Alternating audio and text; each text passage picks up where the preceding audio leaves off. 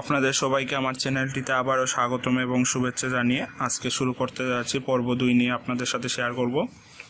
এই পর্ব 2-এ আমি যেটি নিয়ে আলোচনা করব সেটি হলো পজিশনাল সংখ্যা পদ্ধতি।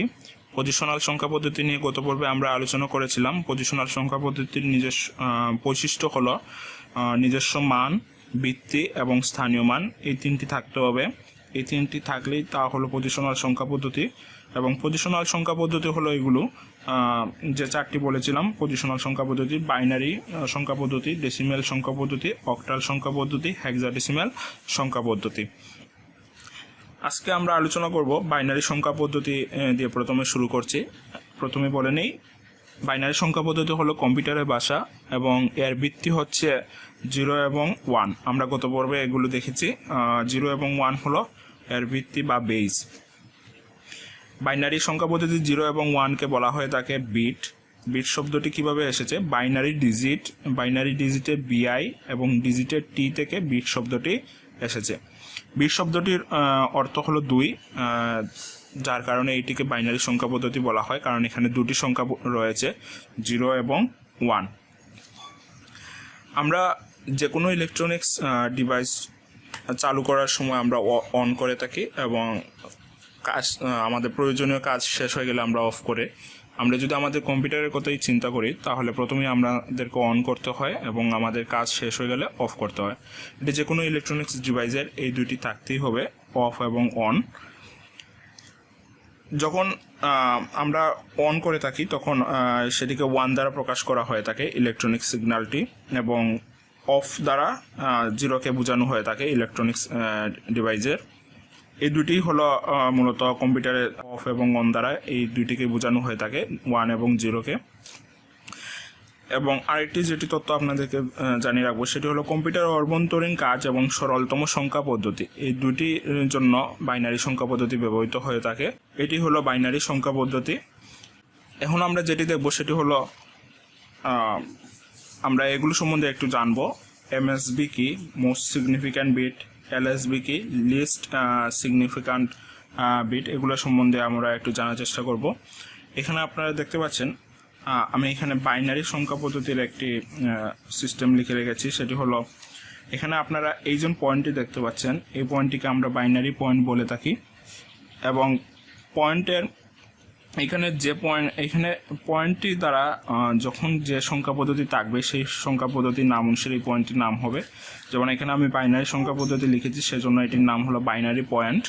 এবং বাইনারি পয়েন্টের ডান দিকের এই অংশটুকুকে বলা হয়ে থাকে, ডান দিকের এই অংশটুকুকে বলা হয় লিস্ট সিগনিফিক্যান্ট বিট, এবং বাম দিকের এই অংশগুলোকে বলা হয় most significant bit.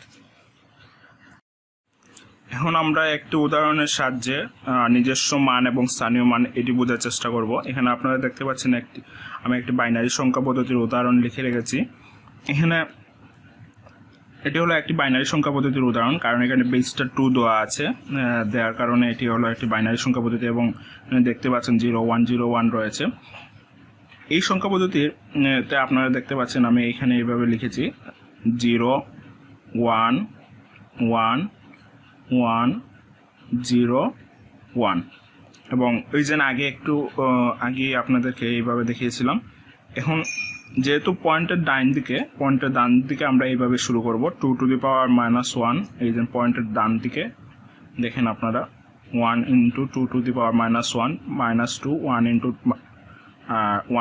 2 to the power -2 0 into 2 to the power -3। এবং বাম দিকের অংশটিকে আমরা এইভাবে লিখেছি 2 to the power 0 2 to the power 1 2 to the power 2।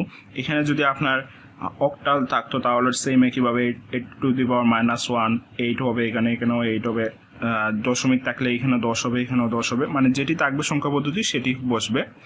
যেহেতু আমি বাইনারি নিয়ে করছি সেই জন্য বাইনারি সংখ্যা পদ্ধতিতে 2টাই ব্যবহৃত হচ্ছে। তাহলে বাম দিকের অংশটিকে আমরা 2 to the power 0 2 to the power 1 2 to the power -2 আরও যদি থাকতো তাহলে এভাবে লিখতাম। আমার উদ্দেশ্য সেটি হলো এই সংখ্যাগুলোকে আমরা বলে থাকি নিজস্ব মান, এবং এই যে সংখ্যাগুলো এখানে লেখা রয়েছে সেটিকে আমরা বলে থাকি স্থানীয় মান। আমি আবার বলছি, এই সংখ্যাগুলোকে বাম দিকের এই অংশগুলোকে আমরা বলে থাকি নিজস্ব মান, এবং ডান দিকের এই পদ্ধতিটিকে আমরা বলে থাকি স্থানীয় মান। আশা করি আপনারা নিজস্ব মান এবং স্থানীয় মান বুঝেছেন। যদি আপনার বাইনারির এই নিজস্ব মান এবং স্থানীয় মান বুঝে থাকেন তাহলে আপনার বাকি তিনটি যেটি রয়েছে অক্টাল, ডেসিমেল এবং হেক্সাডেসিমেল, বাকি তিনটিরই একই রকম, শুধু টুর জায়গাটিতে 8 বসবে, 16 বসবে, 10 বসবে, এতটুকুই পার্থক্য। যদি একটি যদি বুঝতে পারেন তাহলে বাকি তিনটি বোঝা সহজ হয়ে যাবে। তারপর আমরা যেটি নিয়ে আলোচনা করব সেটি হলো দশমিক সংখ্যা পদ্ধতি নিয়ে।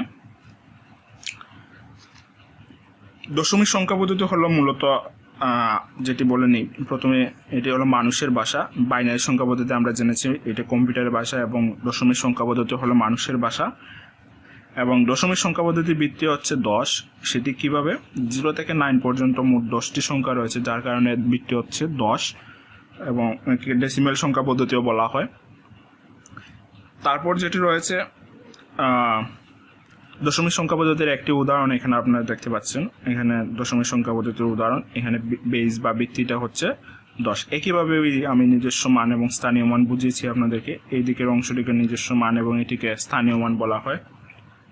দশমিক সংখ্যা পদ্ধতি আরেকটু আপনাদেরকে বলে নিই। দশমিক সংখ্যা পদ্ধতি মূলত ব্যবহৃত হয় যে কাজটির জন্য, একটু তথ্য আপনাদেরকে বলে নিই। এই দশমিক সংখ্যা পদ্ধতি প্রথমে প্রাচীন ভারতে সর্বপ্রথম ডেসিমেল এবং দশমিক সংখ্যা পদ্ধতি চালু হয়েছিল বলে অনেকেই হিন্দু পদ্ধতি বলে থাকেন, এবং অনেকের ধারণা আবার আরবে এই দশমিক সংখ্যা পদ্ধতি চালু হয়েছিল বলে অনেকেই আবার এটিকে আরবীয় সংখ্যা পদ্ধতি বলেন। আমরা গত পর্বে বলেছিলাম এই সংখ্যা পদ্ধতিকে, দশমিক সংখ্যা পদ্ধতিকে হিন্দু আরবীয় সংখ্যা পদ্ধতি বলা হয়। হিন্দু আরবীয় সংখ্যা পদ্ধতি বলা হয় কারণ কারো কারো মতে এটি ভারতে সর্বপ্রথম চালু হয়েছিল, আবার কারো মতে এটি আরবে সর্বপ্রথম এই পদ্ধতিটি চালু হয়েছিল, যার কারণে এটিকে হিন্দু আরবীয় সংখ্যা পদ্ধতি বলা হয়ে থাকে। তারপর যেটি রয়েছে আপনার অক্টাল সংখ্যা পদ্ধতি। অক্টাল সংখ্যা পদ্ধতির ভিত্তি হচ্ছে 8, এবং 0 থেকে 7 পর্যন্ত মোট 8টি সংখ্যা রয়েছে, যার কারণে এই বেস বা ভিত্তি হচ্ছে 8। এবং অক্টাল সংখ্যা পদ্ধতির একটি উদাহরণ আপনারা দেখতে পাচ্ছেন এখানে, এই যে 8 লেখার কারণে আমরা বুঝতেই পারছি এটি একটি অক্টাল সংখ্যা পদ্ধতি। এবং অক্টাল সংখ্যা পদ্ধতি যেহেতু 0 থেকে 7 পর্যন্ত হবে, এই দেখেন এখানে 0 থেকে 7-এর ভিতরেই সবগুলো সংখ্যা রয়েছে, এবং বেসটা হলো 8। একইভাবে অক্টাল সংখ্যা পদ্ধতির এই মোস্ট সিগনিফিক্যান্ট এবং লিস্ট সিগনিফিক্যান্ট, ডান দিকের অংশটিকে আমরা লিস্ট সিগনিফিক্যান্ট বিট বলতে পারি, এবং বাম দিকের অংশটিকে আমরা মোস্ট সিগনিফিক্যান্ট বিট বলতে পারি। আমি প্রথমে যেটি বলেছিলাম, এই পয়েন্টটিকে যে সংখ্যা পদ্ধতি থাকবে সেই সংখ্যা পদ্ধতির নাম অনুসারে এই পয়েন্টটির নাম হবে। যেহেতু এখানে দেখেন আপনারা অক্টাল নিয়ে আমি এখানে কাজ করে অক্টাল সংখ্যা পদ্ধতি নিয়ে আপনাদেরকে বোঝাচ্ছি, সেজন্য দেখেন এখানে এই পয়েন্টের নাম হলো অক্টাল পয়েন্ট, এবং এই অংশটিকে আমরা লিস্ট বলতে পারি, লিস্ট সিগনিফিক্যান্ট বিট, এবং এটি হলো মোস্ট সিগনিফিক্যান্ট বিট। একই রকম শুধু সংখ্যাগুলো পরিবর্তন হবে।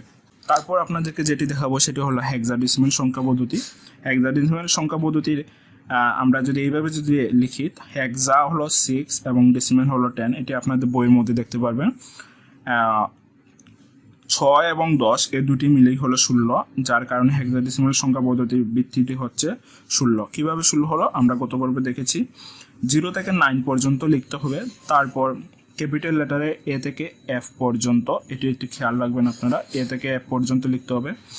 তাহলে এখানে এ দ্বারা কিন্তু 10, বি দ্বারা 11, সি দ্বারা 12, বি দ্বারা 13, ই দ্বারা 14, এফ দ্বারা 15। যদি 0 থেকে 15 পর্যন্ত মোট 16টি সংখ্যা রয়েছে, যার কারণে হেক্সাডেসিমেল সংখ্যা পদ্ধতির ভিত্তিটি হলো 16। এটি একটু খেয়াল রাখবেন আপনারা, ক্যাপিটাল লেটারের বিষয়টি একটু খেয়াল রাখবেন, এটি অনেক সময় আমাদের ভুল হয়ে যায়। আজকের পর্বটি এখানেই শেষ করছি। যদি আমার এই ভিডিও টিউটোরিয়ালটি আপনাদের ভালো লাগে থাকে অবশ্যই আমার চ্যানেলটিতে আপনারা সাবস্ক্রাইব করবেন, লাইক দেবেন, শেয়ার করবেন, এবং আমি ধারাবাহিকভাবে এই ভিডিওগুলো তৈরি করছি। যদি আমার প্রথম ভিডিওটি আপনারা দেখে না থাকেন তাহলে প্রথম ভিডিওটি দেখবেন, কারণ আমি সিকোয়েন্সলি এগুলো তৈরি করছি। ধন্যবাদ সবাইকে। সুস্থ থাকবেন, ভালো থাকবেন, এবং ভালো লাগলে অবশ্যই আমার চ্যানেলটিতে সাবস্ক্রাইব করবেন এবং পাশে থাকা বেল বাটনে ক্লিক করবেন। ধন্যবাদ।